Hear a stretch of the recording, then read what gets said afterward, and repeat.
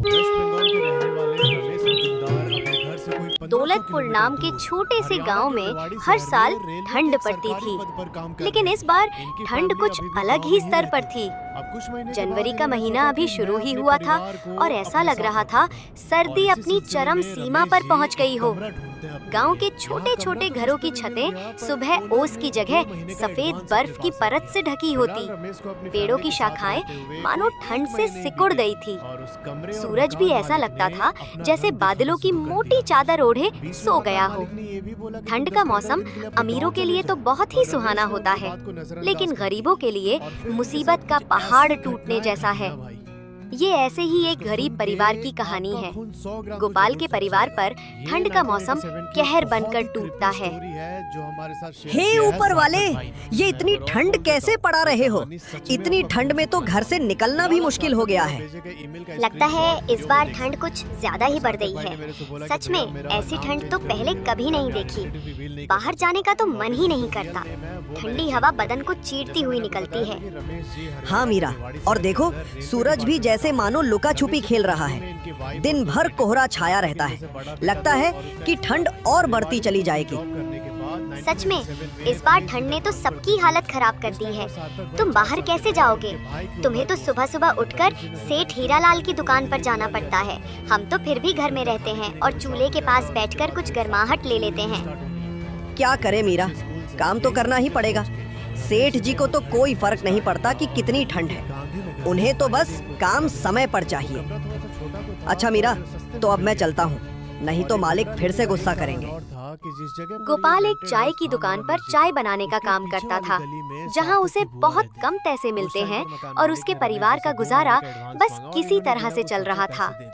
दौलतपुर गांव में हर साल सर्दी का मौसम आता था, लेकिन इस बार ठंड कुछ ज्यादा ही भयानक थी। आमतौर पर गांव के लोग सर्दी को हंसी खुशी सहन कर लिया करते थे, लेकिन इस बार मौसम ने सभी को मुश्किल में डाल दिया। ठंडी हवाओं के साथ साथ आसमान में घने बादल छाए रहते, जिससे दिन भर धुंध का माहौल बना रहता था। गांव का चौपाल, जहां आम दिनों में लोग बैठकर बातें किया करते थे, अब सुनसान पड़ा था। ठंड ने हर किसी को घर में कैद कर दिया था। अंकुश के पापा, आज घर में बहुत थोड़ा सा आटा है, बस 2 ही रोटी बन पाई है। एक रोटी मैंने आपके लिए बांध दी है, दिन में खा लेना। बच्चों को आधी आधी रोटी खिला दूंगी। नहीं मीरा, आजकल तो मुझे दिन में भूख ही नहीं लगती। वो दिन छोटा होने लगा है ना, इसलिए मैं तो दिन में चाय पीकर ही अपना काम चला लूंगा। आज मालिक सैलरी देंगे तो शाम को आते वक्त मैं राशन लेता आऊंगा। तुम दोनों रोटी बच्चों को खिला देना। मीरा को पता था कि सिर्फ 1 कप चाय पीने से पेट नहीं भरता, लेकिन वो हालातों के आगे मजबूर थी। गोपाल घर से बाहर जाने के लिए निकलता है, लेकिन बाहर बहुत ठंड पड़ रही थी। आसमान से बर्फ के बड़े बड़े टुकड़े गिर रहे थे। गोपाल के पास एक भी गर्म कपड़ा नहीं था। धोती कुर्ते में गोपाल ठंड के मारे कांपने लगा। हे भगवान, बाहर तो बहुत ठंड है। इतनी ठंड में तो बाहर जाने की हिम्मत ही नहीं हो रही है।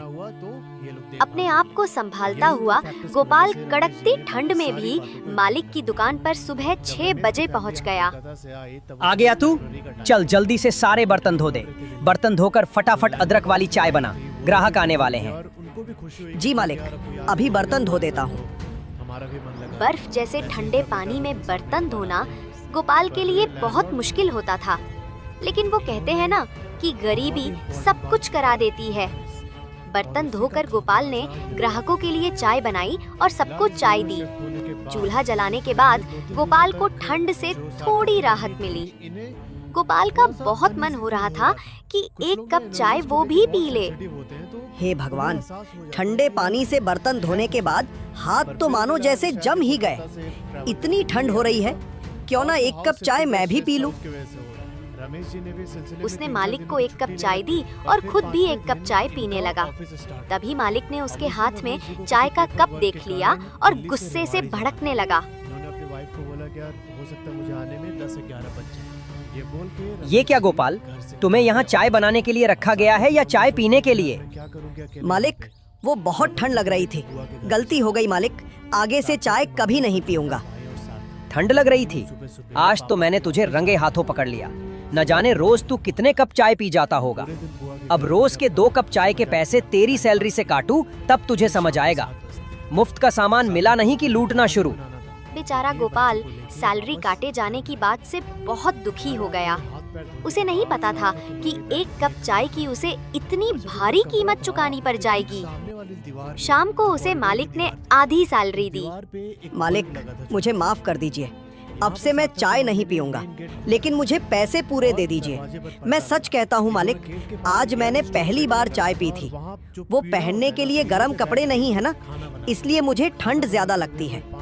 अरे वाह, पूरे पैसे दे दूं तुझे और मुफ्त की चाय भी पिलाऊं? खोल कर नहीं बैठा, चल अब भाग यहाँ से। मालिक हीरालाल गोपाल को काम पर से निकाल देता है। काम से निकाले जाने पर गोपाल बहुत दुखी था। गोपाल ने आधी तनख्वाह से कुछ पैसे बचाकर घर के लिए कुछ राशन ले लिया और घर आ गया। घर आकर उसने मीरा को जब राशन दिया तब मीरा ने कहा, इस बार तो आप हर बार से बहुत कम राशन लाए हैं, क्या बात है जी? गोपाल ने मीरा को सारी बात बता दी। हे भगवान, तूने ये ठंड का मौसम बनाया ही क्यों? तुझे भी हम गरीबों के साथ मजाक करने में बहुत मजा आता है ना? तुम परेशान मत हो मीरा, देखना एक दिन सब कुछ ठीक हो जाएगा। ये कुछ पैसे मैंने बचा लिए। इन पैसों से तुम बच्चों के लिए गरम कपड़े और अपने लिए भी एक गरम कपड़े खरीद लेना। वो तो ठीक है, लेकिन आपका क्या? आप रोज एक पतले से कुर्ते में ही रोज काम पर जाते हैं। आपको ठंड नहीं लगती होगी क्या? आपको गर्म कपड़ों की ज्यादा जरूरत है, नहीं तो आपकी तबीयत खराब हो जाएगी। इन पैसों से आप अपने लिए स्वेटर खरीद लीजिए।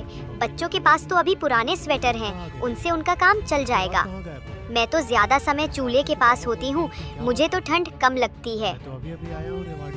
गोपाल बाजार जाकर उन पैसों से अपने लिए स्वेटर खरीद कर ले आया। मीरा जब खाना बनाती तो बच्चे ठंड से बचने के लिए चूल्हे के पास ही बैठे रहते। मैं बाहर जा रहा हूँ, देखता हूँ अगर कोई काम मिल जाए तो। खाली बैठने से कुछ नहीं होगा। इस बार तनख्वाह भी कम मिली है। जी ठीक है, ध्यान से जाइएगा और रात होने से पहले घर आ जाना। रात में ठंड बहुत बढ़ जाती है। गोपाल बाहर निकल जाता है। बाहर ठंडी ठंडी हवाएं चल रही थी। गोपाल काम की तलाश में आगे बढ़ जा रहा था। भैया, आपके पास अगर मेरे लायक कुछ काम हो तो दे दीजिए, मैं कोई भी काम कर लूंगा। ठंड में तो वैसे भी मेरा काम बिल्कुल ठप पड़ गया है। मेरा खुद का खर्चा नहीं निकल पाता, उसमें मैं तुम्हें कहां से सैलरी दूंगा भाई? मेरे पास तो तुम्हारे लिए कोई काम नहीं है। गोपाल काफी जगह काम ढूंढता है मगर उसे कहीं काम नहीं मिलता। हे भगवान, अगर काम नहीं मिला तो गुजारा कैसे होगा? गोपाल ये सब सोच ही रहा था कि तभी वहाँ पर एक बूढ़ी अम्मा आती है। बेटा, क्या तुम मेरी मदद कर सकते हो? मेरा घर यहाँ से कुछ ही दूरी पर है।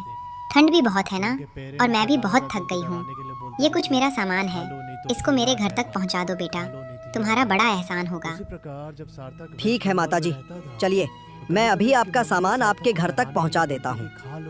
गोपाल सामान उठाता है और अम्मा के साथ चल पड़ता है। ये लो अम्मा, आ गया तुम्हारा घर। अम्मा, तुम यहाँ अकेली रहती हो? यहाँ तुम्हारे साथ और कोई नहीं रहता? हाँ बेटा, मैं यहाँ अकेले ही रहती हूँ। मेरे परिवार में और कोई नहीं है, बस ये एक मेरी लक्ष्मी है। ठंड बढ़ गई है ना, इसलिए जंगल से कुछ लकड़ियाँ लेने गई थी। आते आते देर हो गई। वो तो शुक्र है भगवान का जो वहाँ तुम मुझे मिल गए। अच्छा अम्मा, अब आप लकड़ियाँ जलाकर आराम कीजिए, मैं चलता हूँ। मुझे घर के लिए देर हो रही है। ठीक है बेटा, लेकिन मैं चाहती हूँ कि तुम मेरी लक्ष्मी को भी अपने साथ ले जाओ। मैं बहुत बूढ़ी हो चुकी हूँ, मैं लक्ष्मी का ढंग से ख्याल नहीं रख पाती, इसलिए मैं चाहती हूँ कि तुम मेरी लक्ष्मी का ख्याल रखो। ठीक है अम्मा, अगर आप इतना जोर डाल रही हैं, तो आज से मैं आपकी लक्ष्मी का ध्यान रखूंगा। बेटा, इसे चारा सही से खिलाना, तो ये तुम्हें बहुत सारा दूध देगी। ठीक है अम्मा, जैसा आप कहो, मैं आपकी लक्ष्मी का बहुत अच्छे से ख्याल रखूंगा। इतना कहकर गोपाल लक्ष्मी को लेकर घर आ जाता है। जब मीरा ने गोपाल को गाय के साथ देखा तो वो बोली, अरे, ये किसकी गाय ले आए आप? गोपाल मीरा को सारी बात बता देता है। बस इस तरह अम्मा ने इस लक्ष्मी को मुझे दे दिया और कहा उसका बहुत ध्यान रखना। अब हम इसका बहुत ध्यान रखेंगे, बिल्कुल अपने बच्चों की तरह। मीरा, रात तो होने वाली है। मैं सोच रहा हूँ कि लक्ष्मी के लिए कुछ हरी हरी घास ले आऊं। रात में अगर लक्ष्मी को भूख लगी तो हमारे पास उसे खिलाने के लिए कुछ भी नहीं है। जी हाँ, आप जल्दी से लक्ष्मी के लिए कुछ खाने को ले आइए। गोपाल जंगल की ओर निकल जाता है और लक्ष्मी के लिए ढेर सारा चारा लेकर घर पहुंचता है और लक्ष्मी को खिला देता है।